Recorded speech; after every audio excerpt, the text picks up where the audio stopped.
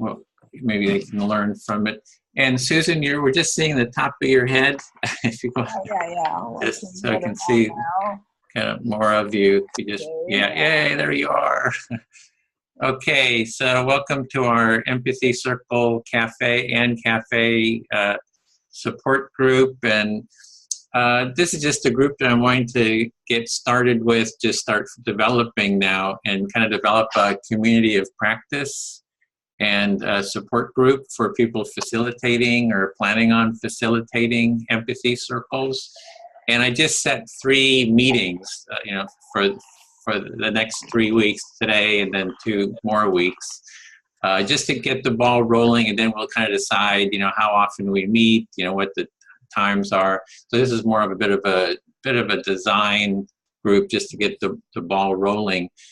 And I wanted to start off with Carolina's suggestion about having some just self-connection. I had mentioned 3 minutes of mindfulness, maybe we'll just do 2.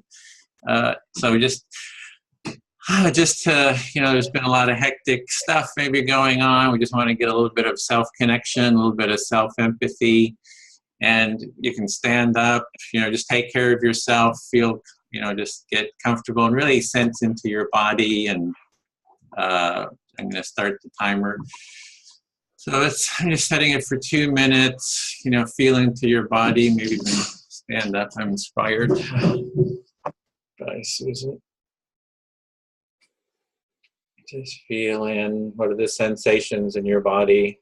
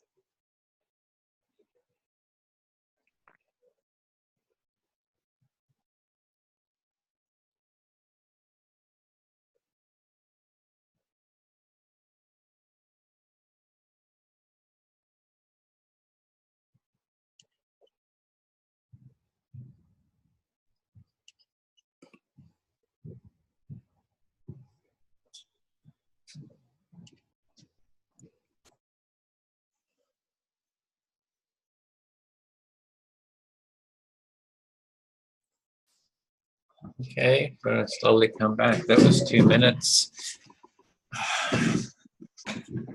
Thanks for that inspiration, Susan, of standing up. Okay, so we just go over the agenda. This is just a sort of a temporary agenda. So I want to start off with the self-empathy, which we just did. We'll do a round of check-ins, just your name, location, how you're doing now. We have some on-arrival questions that everyone had written, so we'll go through and discuss those. And then there's a agenda queue if anyone has some topics that you'd like to get some to share and get some feedback on, and then we'll close. And when we share the on-arrival questions, we'll discuss a little bit about the format of the group too, any suggestions for what would be effective. So if we just go around, start with our name and a check-in, and I can demonstrate that. I'm Edwin Rutch, Director of the Center for Building a Culture of Empathy. I live in the San Francisco Bay Area and had just a really good empathy circle before this. I really enjoyed, felt grounded, and I'm feeling excited about this community of practice facilitators group. So Susan, would you be willing to go next? I'm Susan Campbell. I Feeling relaxed and happy right now. Happy to see you guys. You all look familiar, some more than others. Hi, Bill. Bill and Ed Wynn, I probably have seen the most of. Hi, Daryl. Hi, Carolina. Is your name Carolina? Carolina, yeah. Carolina. Yeah. So I like being part of this community. I have some sense of doing something meaningful with my little bit of spare time. And I'm from Sebastopol, California, and that's me. Okay, Carolina, would you like to go? My name is Carolina Kubiak. I'm from Poland, Central Europe.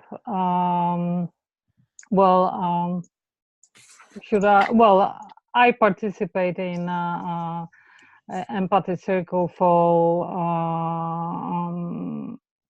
last few weeks or almost months, I can say, because I began in January. It's the end of March. And I would like to be a facilitator. I would like to practice empathy circle here in Poland among my friends, and maybe more spread this idea and practice in our community or society. We will see how it works. Thanks. Daryl? Yeah, this is Daryl, and Lynn is here too, but she's on the sidelines because she has a cold. We're here in Hawaii. I don't know if I said that already, but my interest in becoming a facilitator is somehow, in even the most incremental or tiny way, how to make living on Earth just better quality for everybody, because we're something is obviously very, very wrong, and I don't think we're going to ever get to what that is until we start learning how to communicate authentically and learning how to have empathy with one another. So I just want to be able to do my small bit in contributing to a positive change, and that's why I'm here. Okay, would Lynn like to introduce herself, or is she feeling up to it? It's so fuzzy this morning. I'm so sorry. Yeah, I'm just feeling, so not clear-headed at all. So I'm just gonna, I'll just listen in if I may. Okay, sure. Great. Bill? Oops. You are muted. I'm Bill. I'm a special education. You're breaking up I used the principles. Okay. Oh yeah, it says my connection is unstable.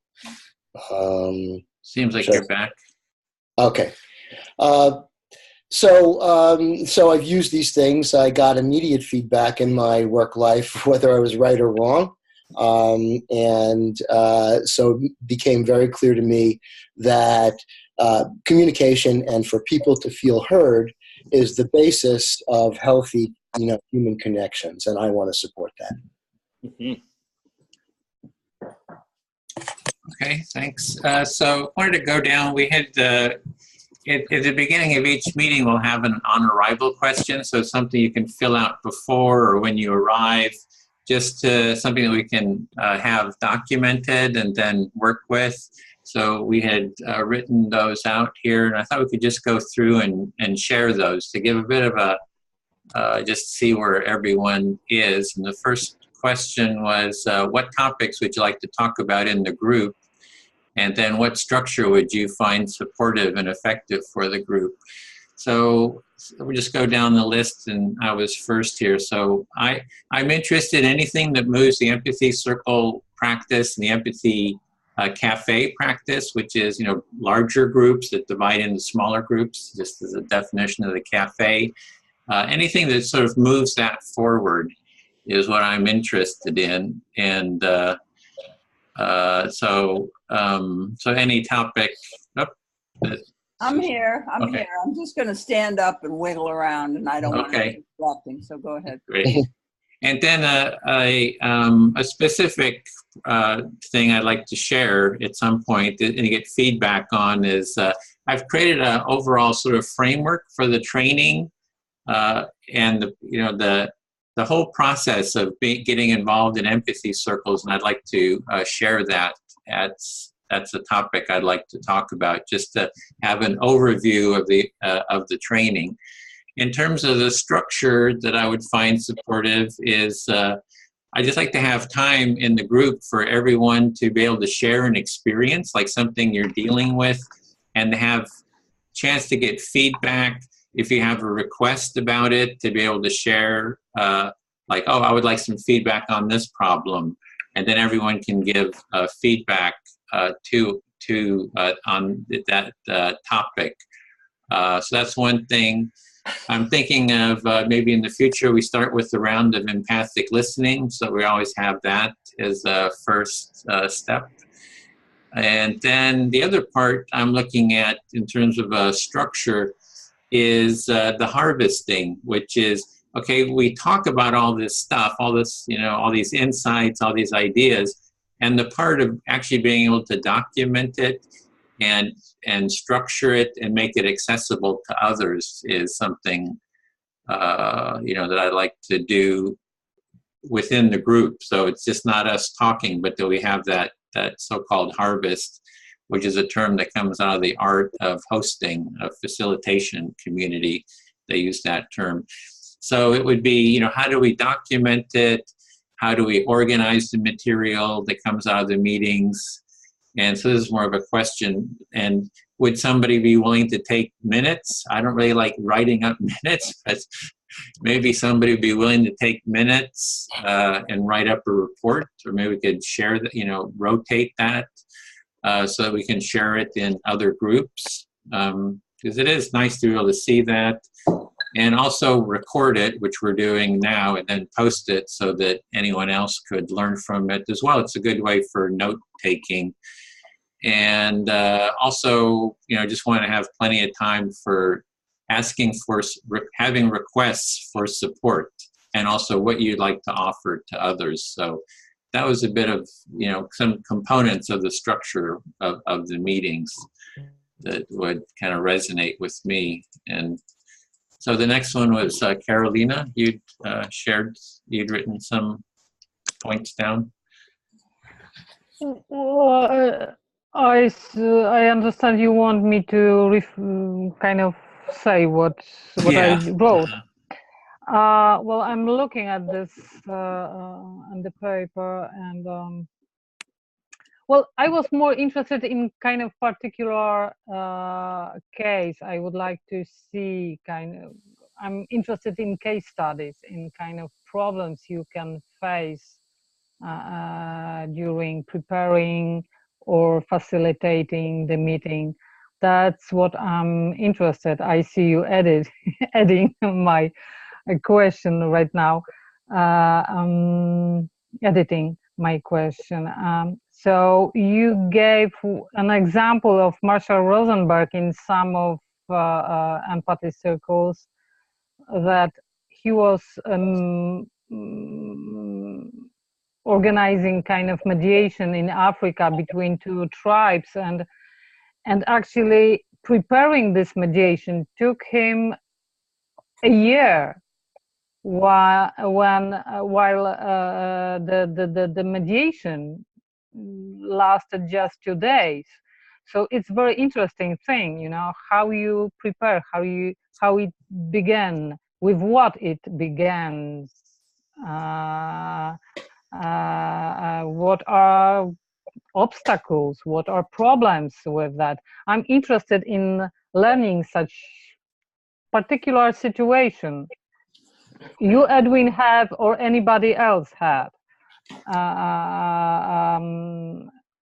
organizing and facilitating empathy circle. That might be interesting, and it's good way to learn. So yeah. Yeah, so a case studies, have it and kind of talk about a case study then. Yeah. And another thing is how to formulate the question or the topics or the titles of our meetings. For example, when we talk about racism and today, or patriarchy a few days ago, it's kind of formulating this title this way, it's kind of produce already a situation when some people will not attend to the meeting. For example, people that we perceived as racist probably will not join our talk because they will think, okay, you want to criticize us. So it will be kind of opposing attitude just because we formulate the title of the meeting in very specific way. So how to do that? To make it open to all of the sides of the problem.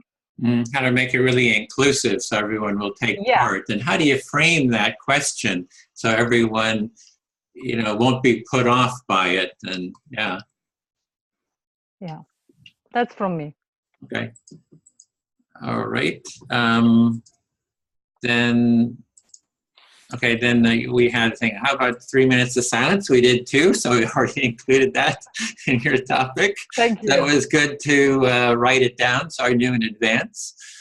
And then Daryl, would you like to share just your topics you'd like to talk about? Yeah, so what I've written down in the short time that we've been on is, and this is just off the top of my head, it probably needs to be unpacked a lot more, but how to achieve empathy with difficult people. And what I mean by that is that, we have an indigenous community here that has been, treated very poorly by Americans. And so there's a lot of hostility with the people here. So I can't really effectively communicate with them. And kind of a source of frustration. I'd like to pierce through that envelope with people that I don't have very much in common with and find common ground. And then going from there, how to advertise empathy circles in the community. There's social media, but there's always a right and a wrong way. In other words, we want to hit the mark when we do this and attract, the people who are really, ready for this experience. And then communicate better. And then how, just off the top of my head, how to identify folks who are ready or not to participate in Energy Circle, because it's especially in the beginning, if you're going to create sort of a wave or interest in the community, you want to have people who are really ready for this and then know how to bring out that energy in the community, because it's much more than just circles. Eventually you hope it becomes the whole world, so you kind of want to do things right. So anyway, I don't know if I'm on target there, but that's what I came right off the top of my head. And then the second question, what structure, are we ready for that? What structure? Yeah, ready. Thanks. Okay, so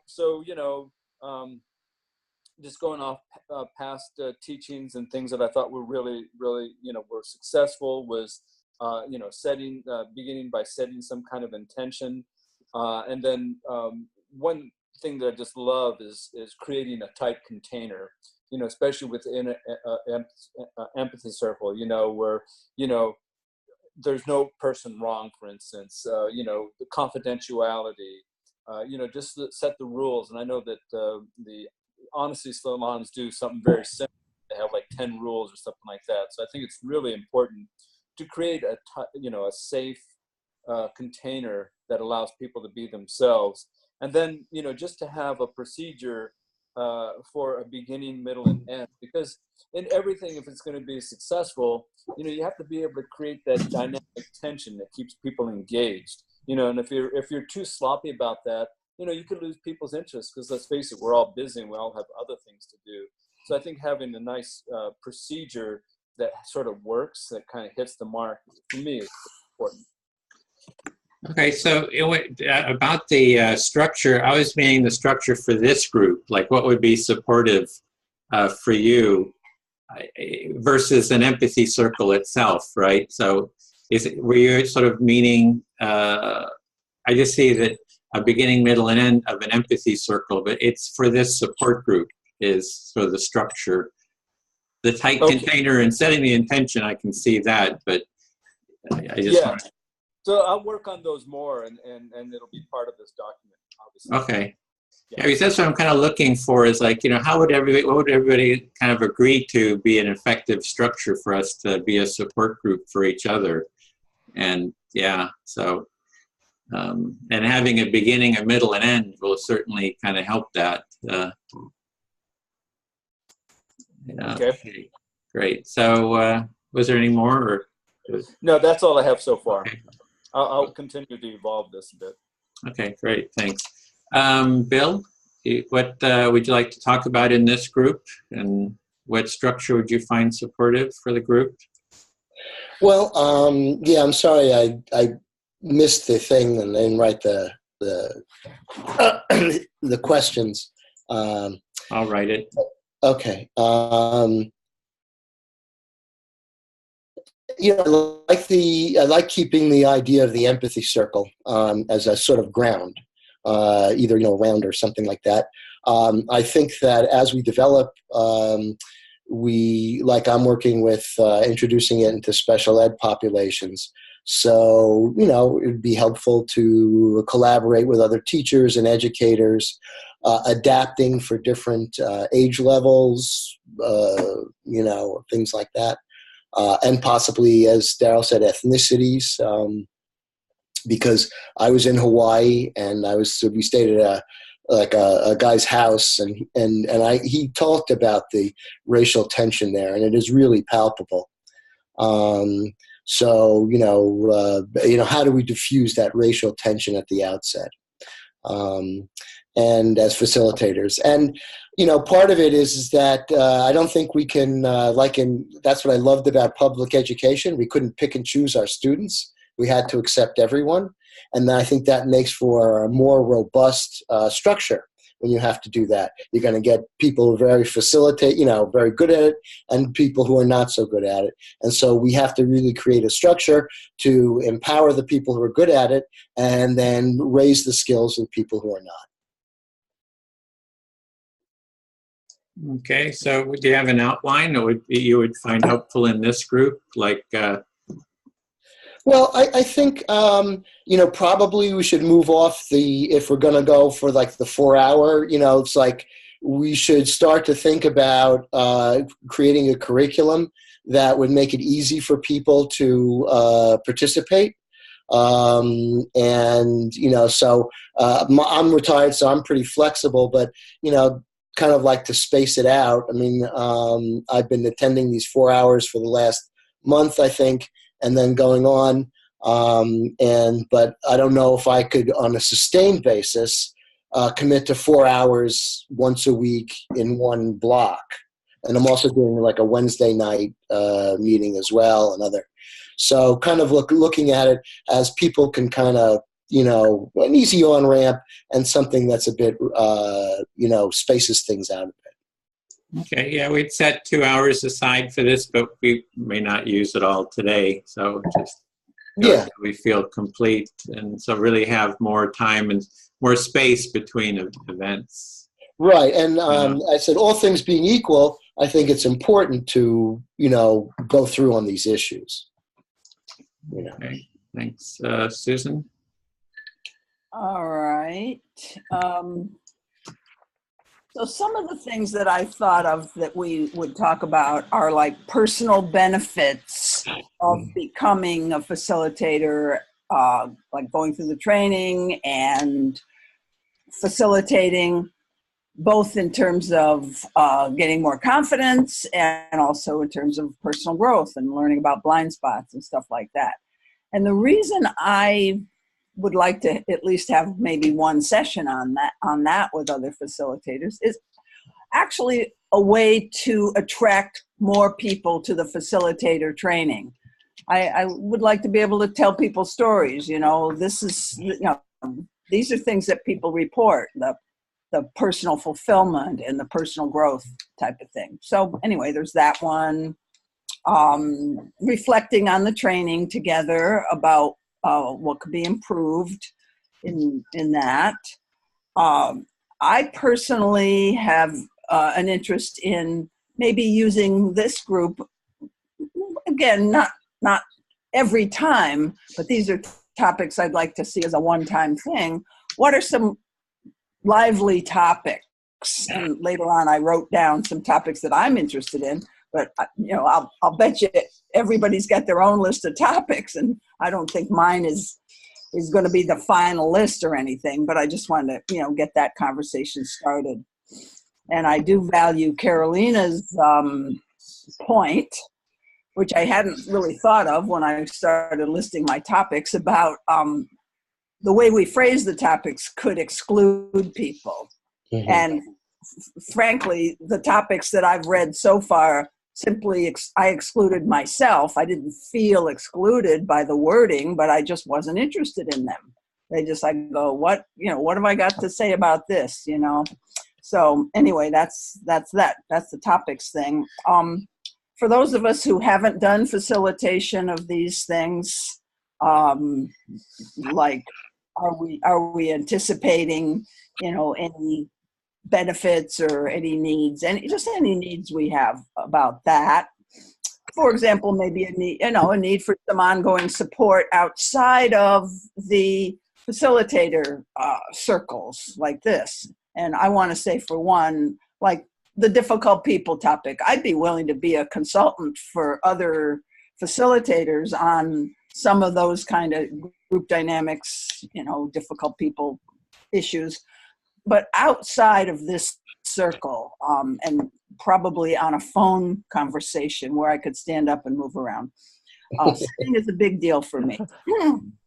And so basically the last thing is just looking at challenging situations that we've learned from, that others could learn from, and also any challenges that have to do with co-facilitation, because I think there is some co-facilitation that we do. I'm not that experienced yet in this whole thing, but co-facilitation has its own list of do's and don'ts kind of thing. And one that I like is, after the circle, the co-facilitators debrief and give each other feedback and, try to improve performance that way.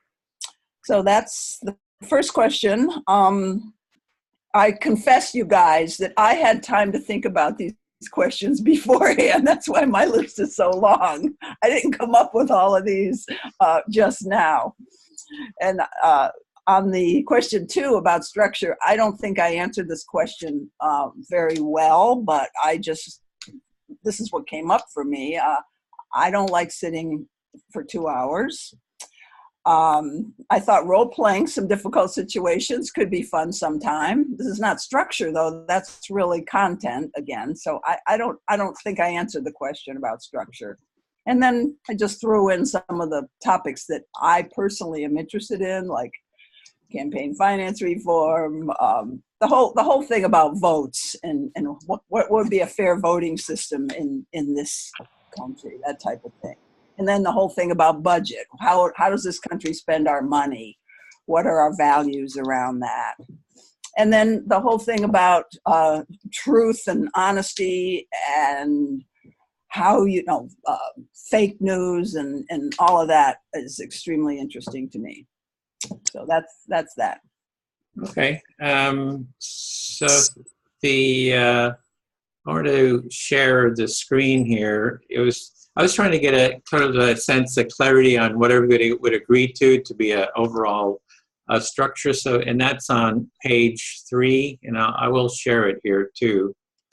And maybe you could just we can have a discussion. So, like, how does this sound for the meeting? So we start off with, just the 2 minutes or 3 minutes of self-connection, self-empathy, slow down, quiet. Maybe do a round of empathic listening about, how are you now? And then share the answers to the on-arrival question. So, what is maybe have a different question. It just helps to have I like this in terms of as people arrive, it gives you something to do while we're waiting for everyone, as well as we get it documented. It's written down. So I like to get a lot of this stuff. It's part of the harvesting I was talking about. And then we have like an agenda queue, and you can everyone can, add your topic to the queue and just go down and it's your time, 10, 15 minutes or whatever everyone needs to share their topic, and then can ask for support. And then we just have some closing feedback, and that would be that's sort of an outline for the meeting. I had thought Lou was going to be here. For example, he has been doing an empathy cafe in Petaluma, and Wednesday he gave a report. I thought I was going to give a report here, but let's say for example, Bill is working on doing empathy circle training in the school, so you could share your experience and ask what kind of requests or feedbacks or any kind of support. Whatever, Carolina had some questions, you could pose those and we could give, feedback. I've got this topic of this overview of the empathy circle training that I'd like to share, and, I would have some time to share that, and anyone else can sort of add their topics to a queue. So just wondering, how does that, is a framework, would that be helpful or make sense, or that works? Mm-hmm. Okay, getting 2 thumbs up. Carolina, did that? Okay.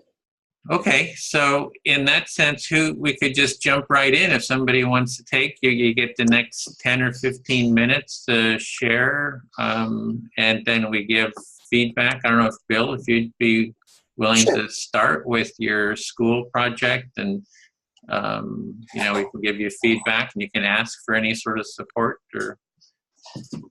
Sure. Well, I'm going to have to leave probably at 1:30. I'm getting a call at 1:30. Okay. Where I may or may not have to leave. So. Well, you can go next then after Bill if you have the topic. Maybe there'll be time. I would like to. Will that give you enough time? Would you like to start? Brainstorming. I'd like to facilitate brainstorming around topics, but that's the only thing that's on my mind today. So. Okay. Do you want to start then? Do you have a topic you want to brainstorm, and we could? No. The topic is, what topics are interesting to you guys in your community, or what do you think would be interesting? And that would be my, if I'm put it, and it sort of seems like to put me on the agenda today might be less productive than having people have a little time to think about it. Okay. It'll give you something. We're just kind of getting the ball rolling. You can think about it for next week. You'll be prepared next week in terms of what it is you want to present. The trouble is, I can't be here. I'm teaching a workshop all weekend next week. Okay. Then the week after. We could put me on my agenda. Okay, cool. So you're back on, Bill. Okay. All right. No, I'm not muted. Okay. Well, I've done 2 empathy circle trainings with 2 special ed populations in my former school, and then also I have a friend who's gone to another school and asked me to do one. I'm pretty comfortable as a special ed teacher, so the basic structure of the class, went okay. There were, obviously, when you're talking about that population, there are people who, will be disruptive or, won't go for it. My experience is that at this particular point, what I've done, the general structure of the curriculum is that I've used Edwin's. He has some pictures of people's eyes, and then as sort of an icebreaker activity, people say what they're feeling. So depending upon the eyes, happy or surprised or sad, whatever it is. So that's really good for that population, to have them to come in and to focus on something at their desk. And it's, it's pretty good. I bring the chocolates and the Hershey's Kisses, and I deliver them to the kids, just as, for positive reinforcement. Then the part I'm figuring out here is that then what I do is then I give them an overview, and then I do the reflective listening for several students, where I try to externalize a bit more the facts that they're taking, telling me the feelings and the underlying values, and they ask them about that. So for this population, you really have to make what seems to be, shared assumptions much more transparent and visible. And then what I've tried to do is then to have them break off into groups and try it themselves. Now, both times I've had about 45 minutes to run through that. It's really not enough time. And then, of course, you have to deal with these kids with attention deficit disorder. So that if you push that too much or you try to get into it too much, then you have a resistance.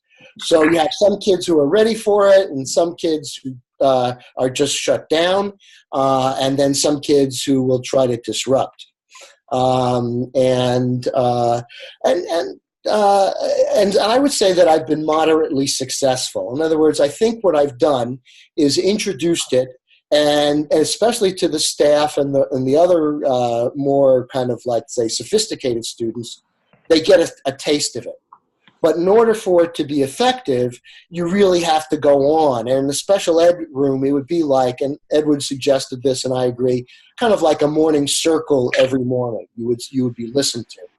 And especially at my old school, because it really has a very intense population, anytime there's an upset or there's a physical, upset, it's documented.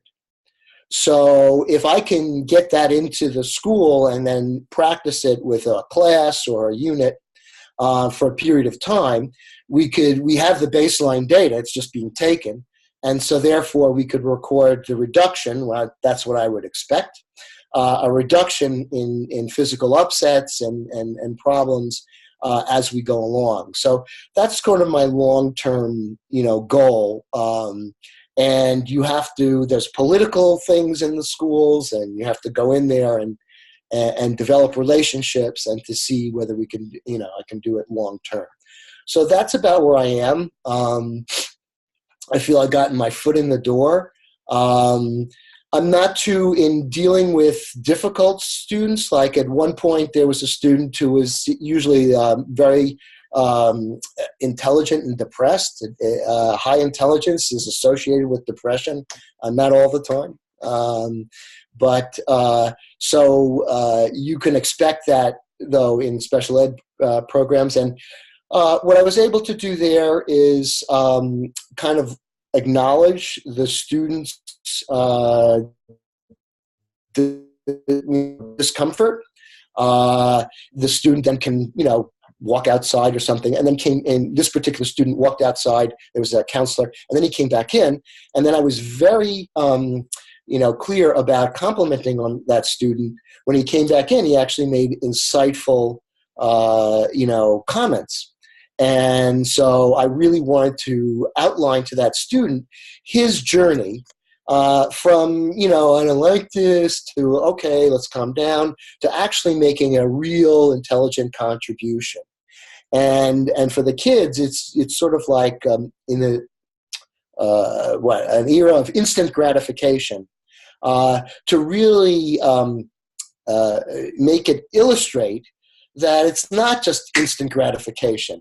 You go, there's a period of discomfort when you learn something new, and there's things like that. I want to make them supported in that, if they take left turns or whatever, and when they come back, we're ready to listen to them. So I don't know what else. Do you have any requests for support or something you need help with, or we can give you feedback, or we can ask questions too? Yeah, you can give me feedback. And, I know we talked with Zach, he's not here today, another person who was a teacher, and I think it would be, as from a curriculum standpoint, how can we effectively make it so that the students get the therapeutic benefits as quickly as possible, realizing that there are both structural and also personal psychological impediments to that. Hitting the ball back and forth with other, teachers, people in the profession, anybody, to just, see what happens. As far as as with Susan, I can deal with difficult people. That's sort of what I did.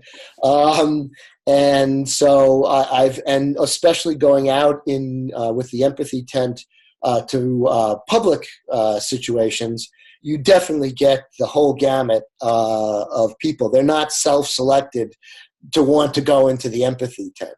So I had powerful, things where a person who had been abused, shared that with me.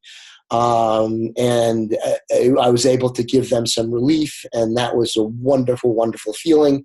And then a few minutes later, I got sort of like a psychological corned beef hash of a person who was trying to just shock me, using explicit sexual terms and things like that. And I kind of looked at him and stuck to the structure. And when he didn't get a rise out of me, he kind of got bored and went away. So anyway, I'm open to. Okay, so kind of just talking about the school and the students. I did do. There was a class of high school students at Stanford. They take classes through Stanford online.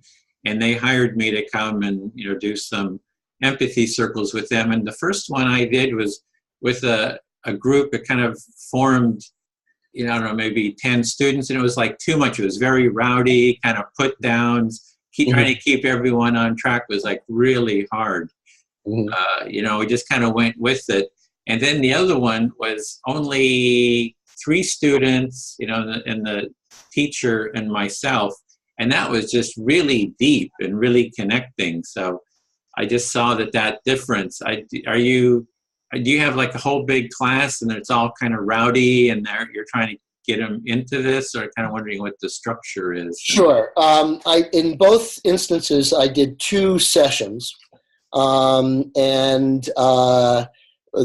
the first one, there was about 8 in the first one. There was about 15 in the second one. And then when I went this past week to Marcus, there were 2 students in the first one, so I had to dragoon the staff to participate. And then I had about 18 in the second one. And yes, there is some, and especially with that population, there's some rowdiness.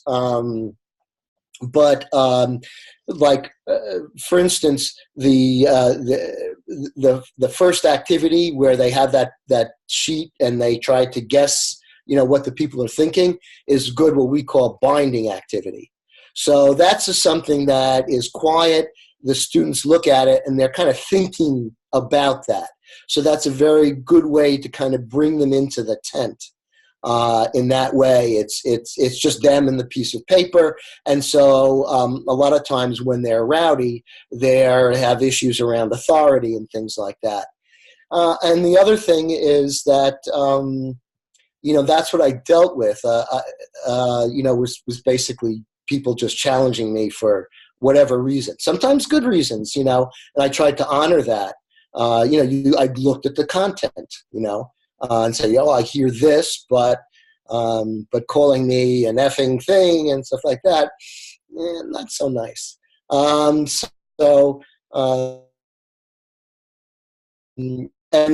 it's the same thing. If not shocked, then you don't get a rise out of them. They don't get the reaction that they want, and so then that kind of tamps down. So that's my experience. Mm-hmm. Okay, you break up a little bit by looking at the thread. So anyone have feedback or questions for Bill? Can I ask a question? Yeah, questions, Bill? feedback. You talking about organizing a facilitated training to students, to pupils, but did you thinking about organizing it for teachers, actually? I think that's excellent. Yes, I having worked there for 25 years, I'm losing you. Of the political climate and the interpersonal. I'm sorry, am I breaking up? Yeah, you broke up. Oh, I'm You sorry. come and go. There, so. Oh, Yeah, all just right. if you restate it. Maybe stop the video. And, yeah, that might help. Okay. So, so yes, I think that's an excellent idea to do it for the teachers. Having worked there for 25 years, I am intimately aware of, you know, the personality dynamics and going on. And especially, as I say, in special ed, essentially what they do is they throw you into a classroom and they say, work it out. In many cases, I will say that Marcus, I worked with wonderful people, and I did have more support than other places.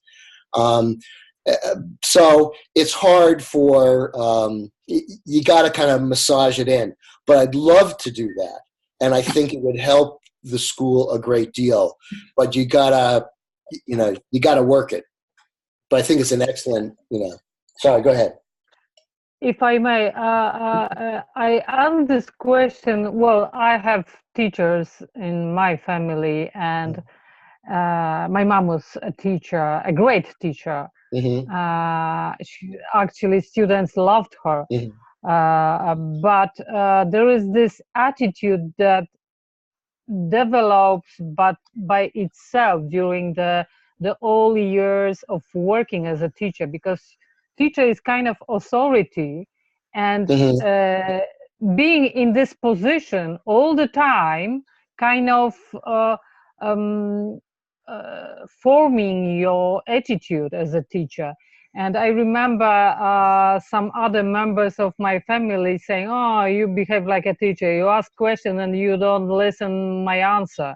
Mm-hmm. It was kind of, okay, yeah, there is such kind of habit for all teachers.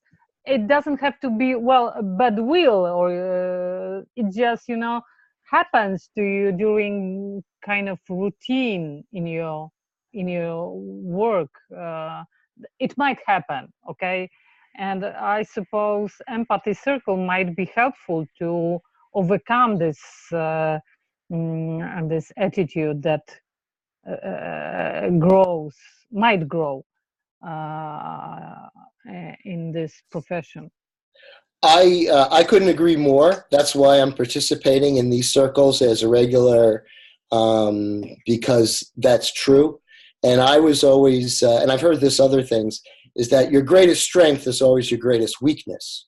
Because if you over-rely on your strength, then you're not looking in other areas to improve. So in my own self-reflection as a teacher, I'm pretty verbal. But that could also turn into a negative when I overwhelmed the students with verbiage and they felt threatened. And I also noticed that that's what I do when I was nervous. When I first started, I was supposed to get this kid to do math, and I said, and I was coming up with all these reasons. And he says, all right, Mr. Filler, just shut up. I'll do the math. So what was supposed to be encouragement turned into a mild aversive.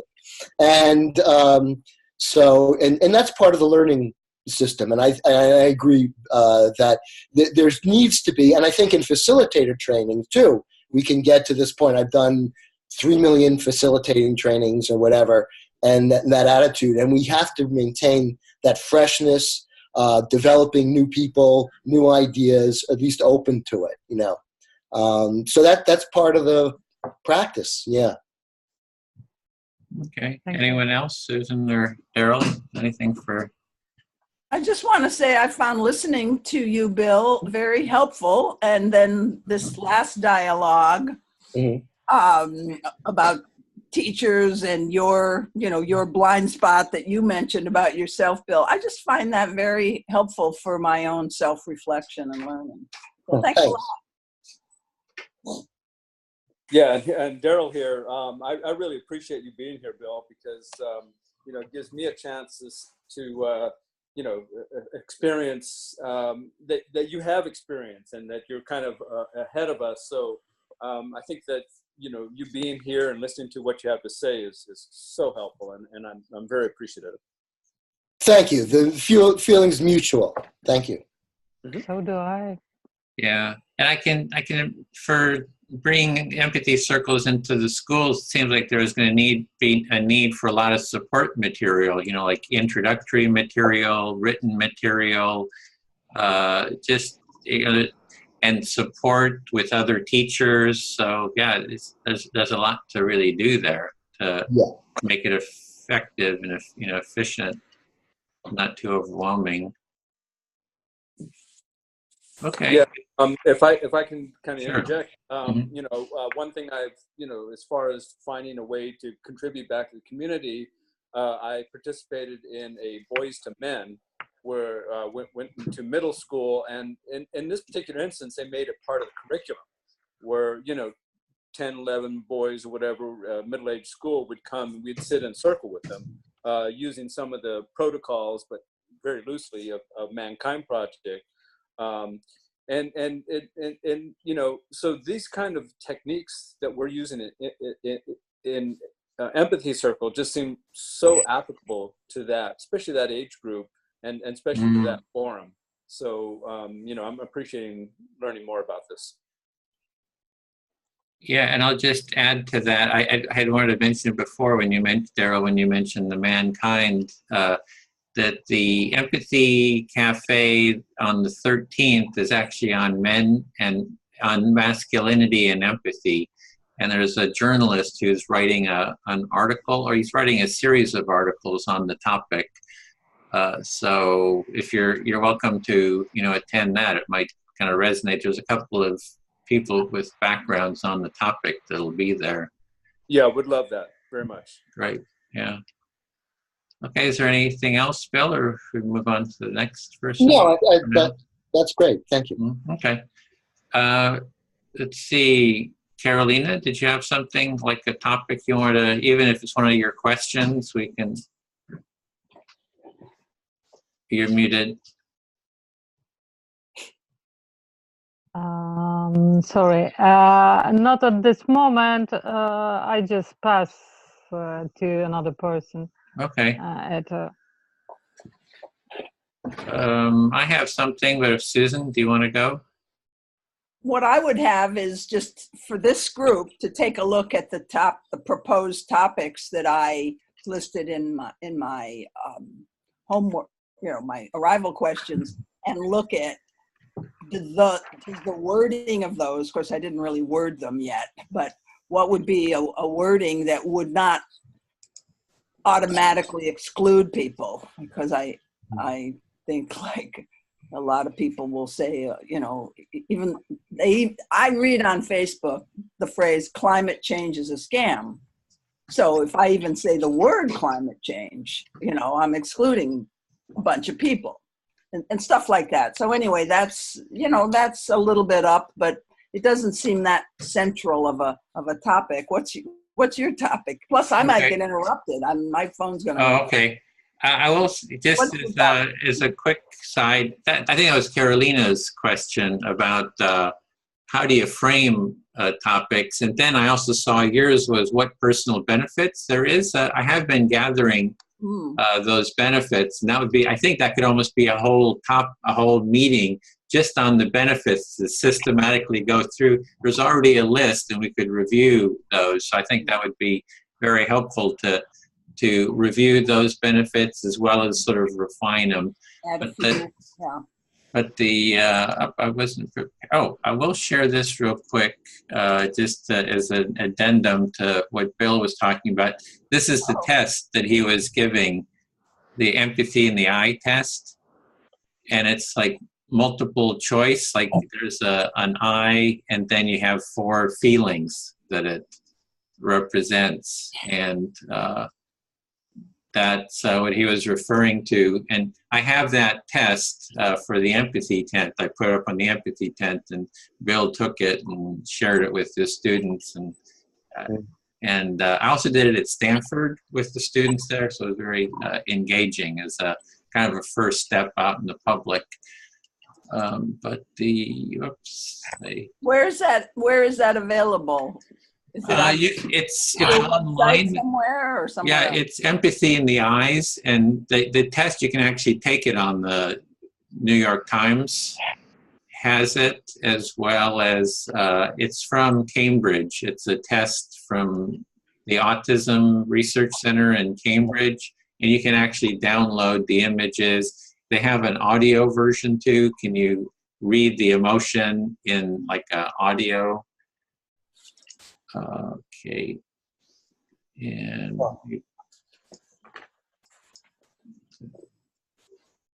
I'll bring this other thing up that I was going to share it. I hope this is not, this is going to probably might be a little hard to, but this is the topic I wanted to talk about. So I'm trying to get sort of a framework, a model, how to kind of systematically bring people into the training, empathy circle training. And I just created this table, and I'll send you I'll actually post a link in the chat to this. So it might be a little hard to read. So this is an initial overview of the path to be taken to learn about facilitator training. So step one is to view written and video training materials. So right now there's material on how to empathy circle in written format. So that's already there, and there's a link to it here. And there's 3 videos that are in red that I'd like to do is like a short 10-minute intro to the empathy circle, then a more detailed one, maybe even a 60-minute just how to empathy circle. So this is like how people just get started to take part in an empathy circle, kind of get them familiar with the process. And then it's to watch a sample empathy circle. So we've been recording these, posting them. And a lot of people, they say, oh, when they come into the circle, I say, oh, do you know how to do this process? They say, oh yeah, I watched a couple. So just the process of watching the circle, people learn, and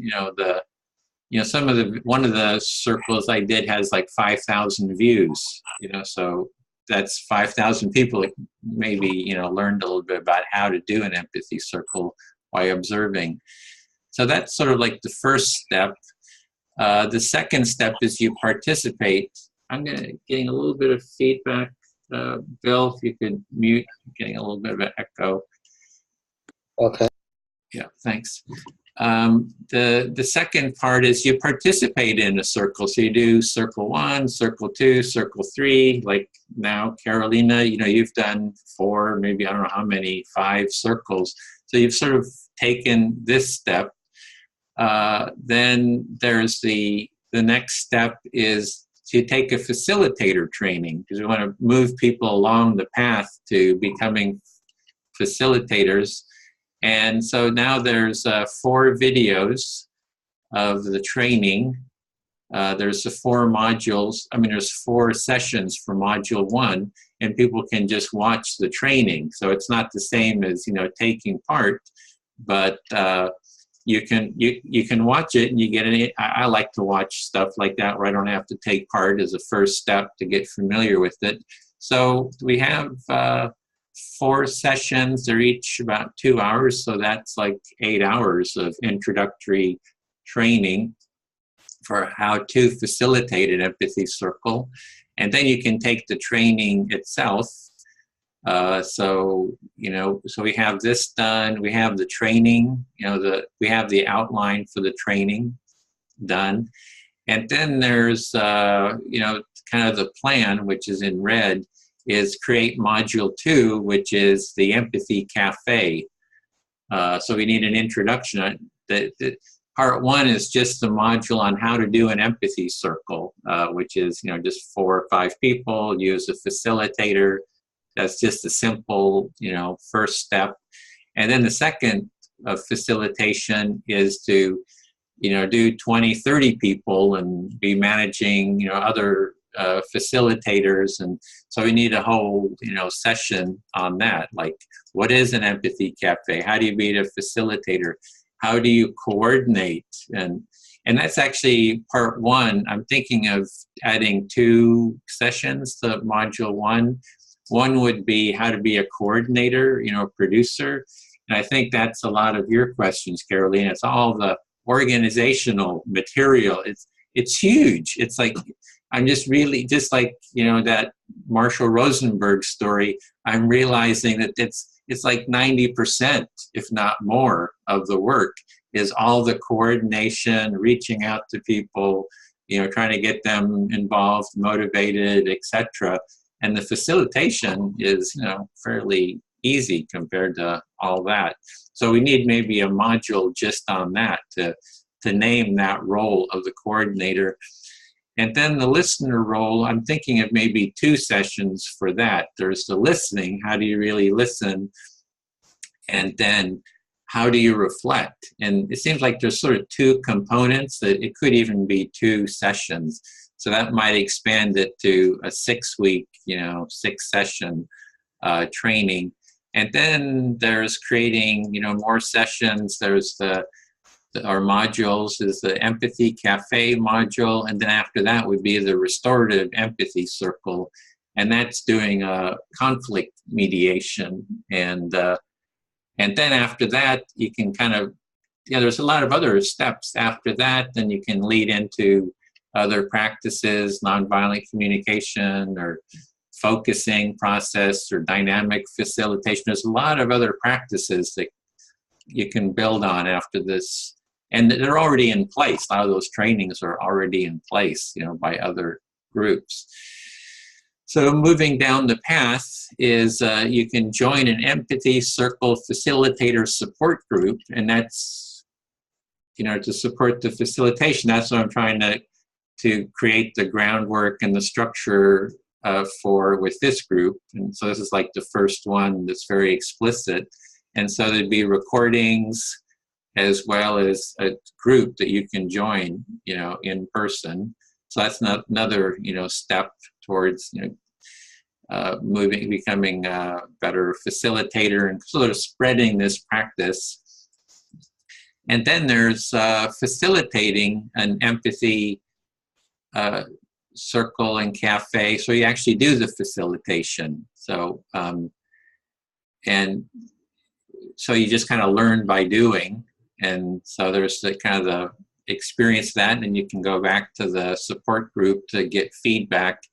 And then the training is all there, so everybody can be train the trainer, right? So you can start training other people to be facilitators. And the overall goal is that we can just spread this basic practice of active listening, empathic listening in group settings, kind of spread it as widely as possible. And I guess my vision would be that everybody in the world needs to learn this basic foundational skill. It would really help humanity, just this one simple skill. If people could do it, there's tons of other stuff to do, but it's just that one little piece is already a huge, contribution, I think. So, and it could help a lot. So that's kind of my piece. Yeah, Bill, you're still muted. Right. I think this is, to go back, I just wanted to mention this point. I think it's for especially. The other thing that I presented, and I think there's real good meat in, is the Me Too movement, the relationship between men and women, and especially for kids, and especially special ed kids who don't quite know what's going on in the nuance. I presented the listening circles as a way to listen in and to understand and boundaries and respect and things like that. And all of the kids that I looked at were in middle school, and they kind of looked a little perplexed.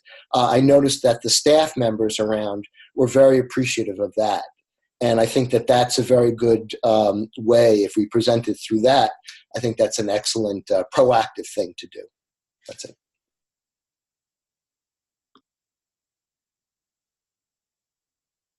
Okay, just taking any feedback, questions. I would say that what I'm hearing there is it's empathy circle in contexts, that there's the context of the school, there's the context of the family, for example. So, I do empathy circles in my family. We're going to be doing one. We're trying to schedule one because my sister-in-law has decided that my brother has autism. She had a test. He has autism. I mean, he's on the spectrum, let's say. And so she's upset about that. And she just wants support to talk about it. So we're actually going to have an empathy circle about that. And so there's the context of, you know, online, in-person, communities, schools, families. So I don't know if that's what you're sort of saying is the context of this, because that's almost like a training in itself. Like, well, there's going to maybe need to be a training of empathy circles in the family or in the school or with the Me Too, and you know, so.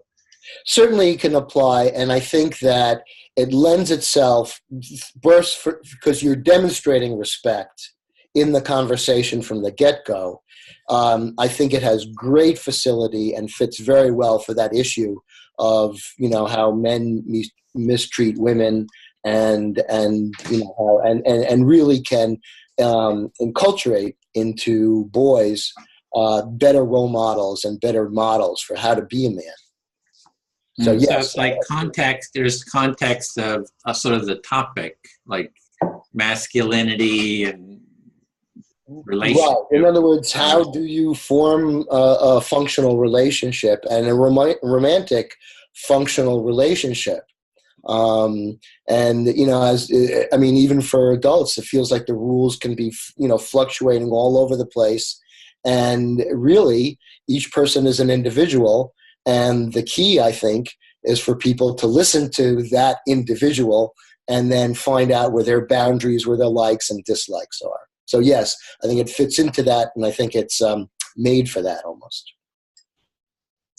And how did that fit into the model that I was creating? I'm trying to conceptualize a framework and a plan moving forward, and then I can sort of prioritize where I put my energies, or, you know, the group or others. Well, I think this is, I would say, as far as your plan is concerned, it's emerging. It can, well, I mentioned it because it can be used as far as the, you know, I mean, it's definitely this Me Too movement, and I assume it's worldwide, but, you know, and here is a hot button subject.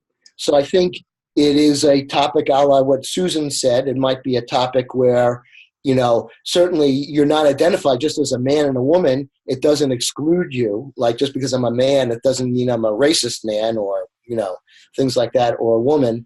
And so it can be fruitful at this particular point. And then also, as we develop a curriculum for kids, it's more of a long-term curriculum as to how young kids, young boys and young girls can talk to each other. So that's kind of a partial answer. Okay. Any other feedback? Thanks. No. Daryl here. I'm really appreciate the outline that you've put forth here, and really want to participate in that whole outline, that whole trajectory of, you know, getting acquainted. And I don't have the outline in front of me, but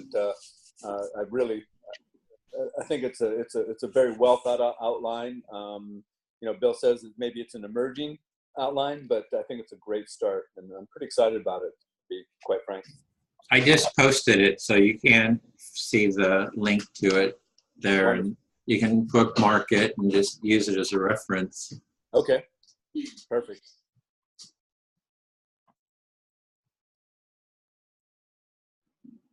Susan or Carolina, any feedback?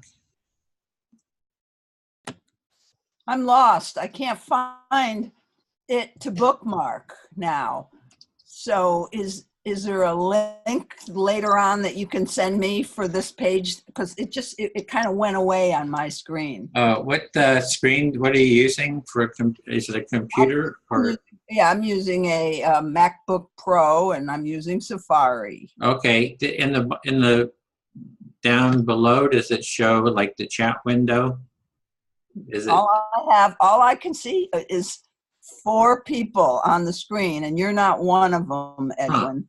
Okay. That's all I can see right now. I'm, you know, I must have clicked something wrong. Okay, then, oh, I know, I'll put it, you were able to access the document?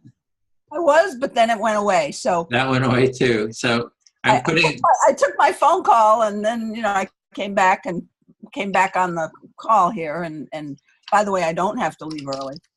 But anyway, and just send me the link, afterwards or something. Okay. I also put it in the Google Doc. I don't know if you. I'll find that later. Then. Okay. It's there. I can also email it. So that's one of my facilitator challenges is managing Zoom. Yeah. There's the problem with Zoom. I mean, it acts differently on like tablets, so it seems like the windows aren't quite the same. Like the what do you call it? There's a toolbar down below, and it seems to act differently on some different devices. Yeah. Overall, for the architecture of the, it's just sort of like, it's a starting point. It's having a framework. It's something to work with. So. But anyway, I like your overall framework. I like the idea of different ones of us contributing agenda items and managing that piece at each meeting, that sort of thing. Okay, Carolina, yeah. I just want to ask if we can think a little bit about how actually we can work on titles of our empathy circles, how to formulate them in the way that it will be inclusive. How we can do that? Okay, so before we do that, we can do that next, and maybe do that as the final topic. But before we do it, do you have any feedback on the overall framework that I was showing? Does that make sense? Does it seem, especially because you're wanting to do the facilitator training, did that? Well, I'm just getting familiar with all the stuff, so I'm trying to find myself in all this stuff, and for now I don't have much feedback. I just trying to understand everything, so sorry, but that's okay. I just wondered. Okay, then yeah, I feel complete with my section, my topic. Do you want to then just? No. May I add one more thing? Oh yeah, please. Okay, so I have taken quite a few workshops, and in one workshop it was a tantra workshop, but the facilitation was just superb. It was a month long. That was actually a month-long retreat, and one of the things that they did in that circumstance a lot were icebreakers, where you're getting perfect strangers together. In this instance, it could be a sexually charged thing, or charged, emotionally charged. But they were just brilliant icebreakers on how perfect strangers can get together and have open communication without having attachment. There was ways, methods to use where there wasn't attachment developed, because when people would open themselves to that degree, an attachment was sort of natural. So anyway, I'd just like to put my 2 cents worth in there for having some icebreakers already pre-thought out, so that when we get together in empathy cafes, empathy circles, that perfect strangers are able to and we with them break the ice and sort of achieve a certain commonality, if you will, of comfort and safety. I think that's an important aspect. At least I found that extremely valuable.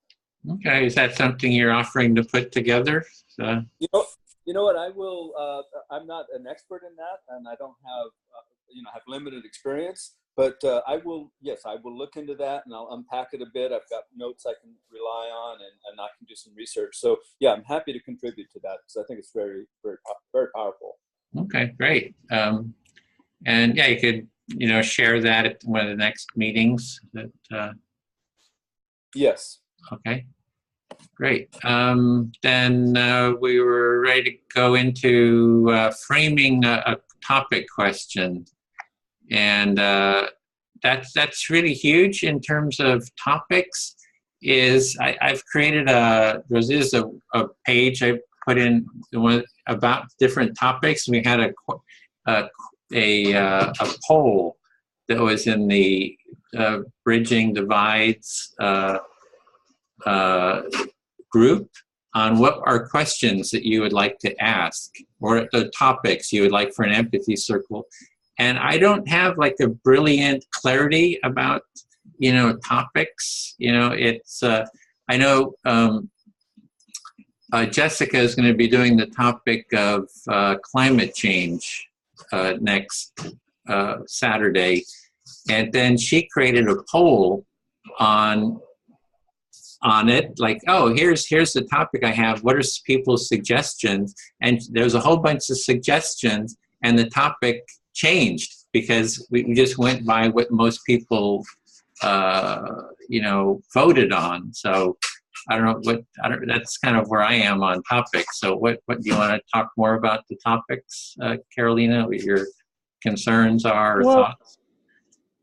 Well, I was thinking that the first step to get the right expression in the topic, in the title of our meeting, is kind of we have to figure out what radically opposite side tells about the topic. And it kind of shows us what expression might be kind of not good to use because it will exclude some groups or participants. So for example, if we talk about racism and we want to engage in this empathy circle, radical, for example, supremacists, white supremacists, and on the other side, people who feel discriminated because of their race. We have to find, we have to kind of, as an organizers, I suppose, have to learn what they say, what kind of words they use to let them in to this talk, okay? And for sure, white supremacists don't name themselves as a racist, or very rarely do that. So how to call it, how to name it, how to formulate the topic. And actually, there might be many topics about racism, okay? So how to do that? Yeah, the floor is open for discussion. Well, I'll throw out something. Oh, you want to go first, Bill? Okay. You got me thinking, Carolina. Carolina. Let me say that right. Okay. Okay. Carolina, you say it for me. Carolina. Carolina. Carolina.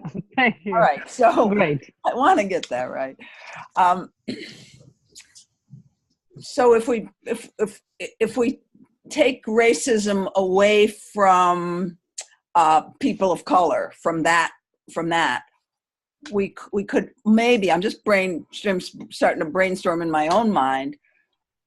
Many people have experienced some sort of discrimination because of something that they were born into that they had no control over. That could be a white supremacist who can't get a job because he lives in coal country and coal is no longer being funded, let's just say, or something like that. I mean, people could come at this topic as more, when have you ever experienced discrimination due to something that, I think I said it fairly well that other time, but I'm trying to rephrase that. Something that you were born into, whether it's geography, skin color, religion, race, economic status, that type of thing. Or even gender preference, because, we could, whoever thinks that they were born, with a certain gender preference, which most people do think it was kind of like, it's just in them. So that could be even in there. So it would be you'd self-select which group you have felt like that you're in and have suffered from being a part of that group. I'm thinking the reason I'm liking that way to phrase it is because everybody's probably got something and it could actually unify people. But I don't know that it's a topic that has a polarity to it, like the left and the right, So I'm not sure what makes a good topic. Does it need to have a polarity to it? Okay. I'll just quickly, I want to, support what Susan said. I think is generally going. Carolina's you're breaking up. question You could is turn framed. off your video. Sure.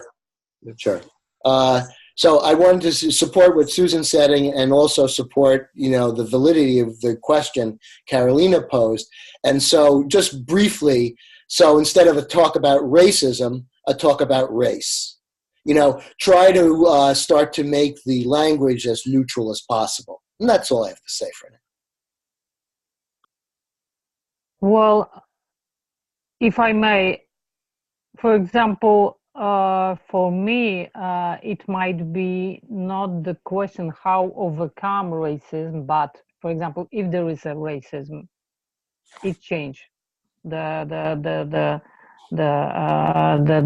sense of topic. And for example, do you feel discriminate because of your specific ethnicity, religion, or color of skin, or cultural heritage, whatever it is? When we as you know, I'm not an expert in language area, but when we change the way we question, it might be helpful. And even we can use this word racism or race, but when we ask how to overcome racism, or it's different question than if we ask, is there a racism, okay? And what you think about it? Do we have to overcome, or there is no racism? It's kind of change. It's opening the topic to many participants. That's how I see it. That's what comes to me, to my mind. I like that. I like that a lot. Yeah, and I'd like to add to that in studying sales, which I've done, I'm a terrible salesperson, but I've studied some, is that you never ask a say no question. So for instance, if you're a waiter, for instance, you don't walk up to a table, because your business is to sell food and drink, and our business, if you will, is to sell empathy. You don't just walk up and say, hey, do you want a drink? They're going to say, yes, I do, or no, I don't, or give me some water.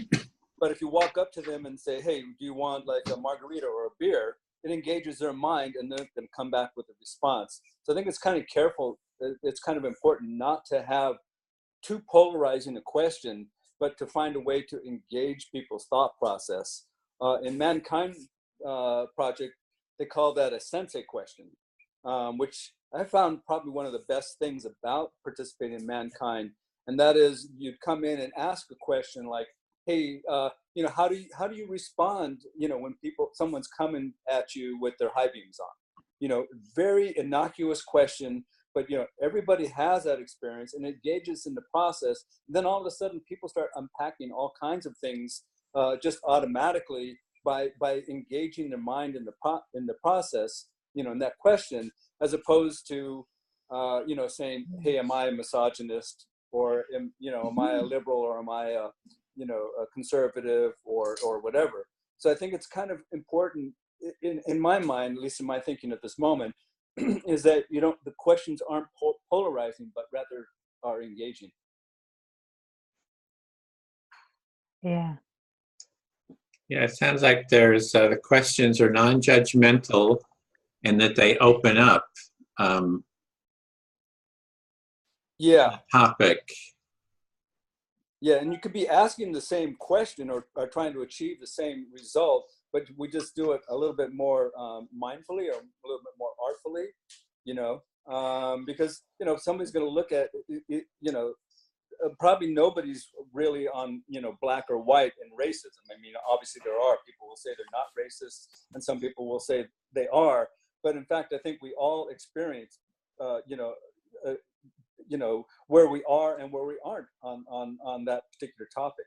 So probably better to engage people in a thought process rather than saying, hey, are you on one side of the divide or the other? Because we're everything. We're on both sides of the divide, and often we don't even realize our own racism, or if we're racist, to realize their non-racism. Well, go ahead. I'm sorry. Well, I just wanted to add that we even can use this expression overcome racism, but if we ask, what do you think about idea of overcoming the racism? It's changed it kind of opens to those who actually think that, yeah, there are races that are that have better qualities than other races, and they should be supreme races, and so on and so on. Those people might kind of express their thoughts about it, and there is the moment when we can connect and try to understand what is it about. So what do you think about overcoming racism is much more open than how to overcome racism. Yeah, that was the question. I had started with the question, how might we overcome racism? Then I created a poll, and from the right wing, someone posted, said, you know, create a poll of questions. And he said, his question was degrees of racism and the hyperbolic use of the term and double standards in its use, right? So he's just addressing his negative framing of how the term has been used against him. And then I think you added criticizing racism or labeling with racism and blocking dialogue. Then it was like, how might we empathize with racism, which was something I'd thought about, was we don't want to criticize racism. We don't want to fight racism. We want to empathize with racism, right? Or, yep, Susan. Which is very provoking. Exactly. I was thinking about that, the provoking part, that would be provoking. And I was doing it on purpose. Like, because there's all this stuff in Berkeley, like fight hate. We have to fight hate. I mean, the whole city was 20,000 signs, fight hate. And I want to say empathizing with hate is, and it actually articulates what I'm talking about, but it is provocative at the same time. Yeah. Susan, you're trying to bring in the sensing question that Daryl mentioned here on the racism thing. What about something like, how have you ever experienced racism, or the fact that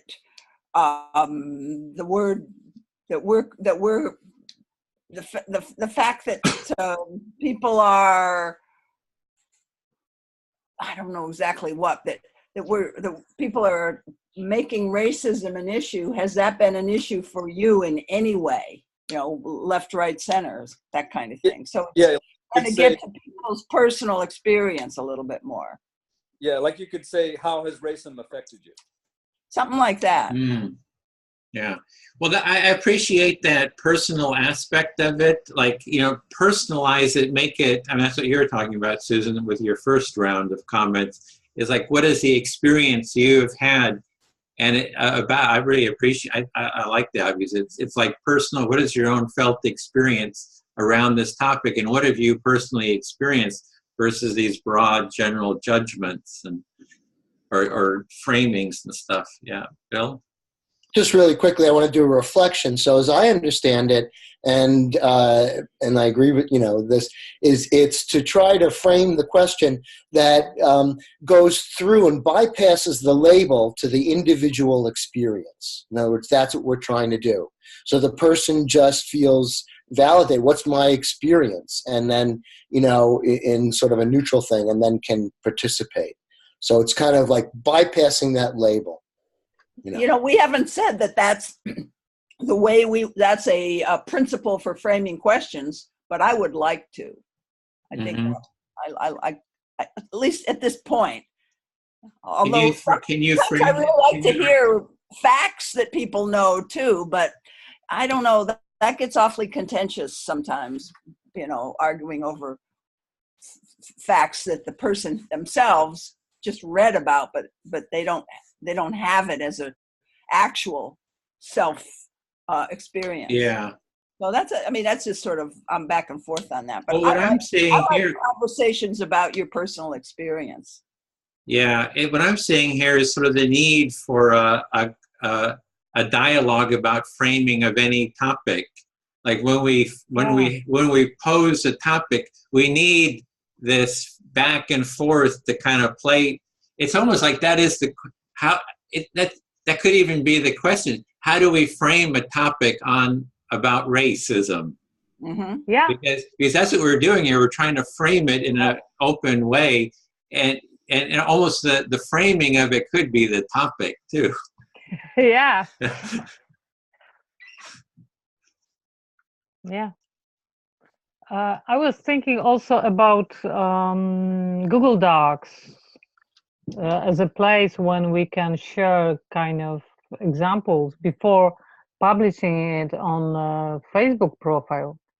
We can kind of, because it's difficult to meet all the time online and to kind of try to discuss that, but sometimes Google Docs might be useful for framing the title. Mm-hmm. So it's like, how do we get together and frame the title for the group? And we can just have a shared document and sort of work on it together. Yeah. Mm-hmm. And what did you think about the poll? Like, I created that poll, and that was I found it very helpful, because I actually switched the topic. Yeah. I switched the topic from how do we overcome racism to an empathic dialogue on race, which had the most votes. Well, it got the most votes because probably that's the viewers of the profile. So that too. So it might be not very helpful. It's like, democracy where majority overcome the minority and kind of completely ignore needs of minority. That's the situation. Probably your profile viewers are mostly central, liberal, or left side, and that's how this title win. That's my assumption. Uh-huh. The problem is how to anyway work on the topic. If there is a group of co-facilitators, they can work together on the topic, analyzing, for example, websites of different political activists and trying to understand what kind of language they use and what kind of view they represent. And that's how we can find the way how to find the right expression and ask the right question to open. Well, here's here's a practical and the Google Docs might be helpful in this work somehow. Yeah, there's a practical one is on the 13th. Right now the topic is masculinity and empathy. So I could create a Google Doc for that, and we can try. We could test it out. I could create a poll and a Google Doc, and it would give us something to work with for 2 weeks. Yeah, let's as a see how test. it works. Okay. Yeah. So I'm in terms of I'm offering to create the Google Doc and a poll, and I would request everyone comment on it and in the next 2 weeks and see what happens. Does that work? Sounds good. Yeah. Okay. Yeah. Okay, great. So, okay, well, I think we really worked through that topic. Unless there's something else, maybe it's a good time to end until next week. Do we have a thumbs up, or do you have another topic? Thumbs up? Thumbs up. Okay, can we just do one round of how was the discussion? Just in closing, how did this, dialogue work for you? And yeah, just jump in, Susan. Okay, well, I'm leaving feeling happy and satisfied. My self-talk is, we got a lot of smart, interesting people here today. And so I want to thank you, smart, interesting people, for contributing to me.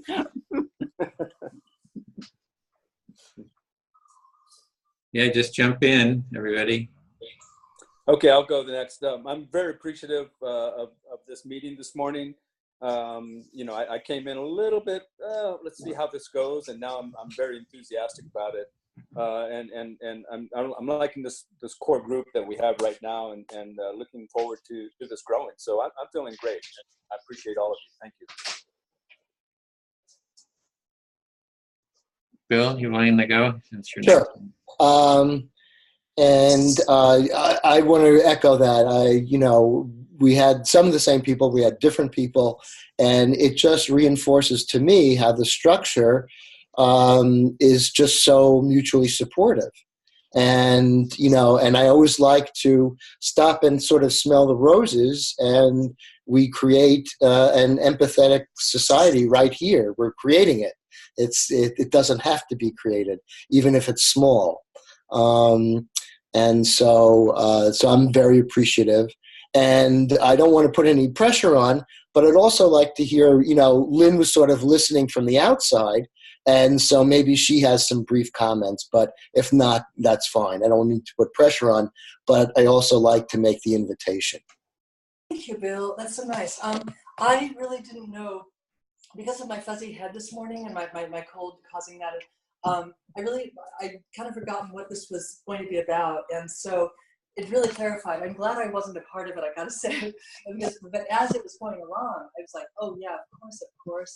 Excellent point. I hadn't thought of these questions before in creating empathy circles. So really informative. I hope to be, I'll be part of the next one. Very, very useful for our world. Thank you for letting me talk. Thanks. Okay, thanks. Carolina? Well, I'm the less advanced in all this facilitating stuff, and I'm just learning, and I feel a little bit intimidated and kind of disorientated. I'm trying to find myself in all this training. So, I'm just trying to get familiar with everything.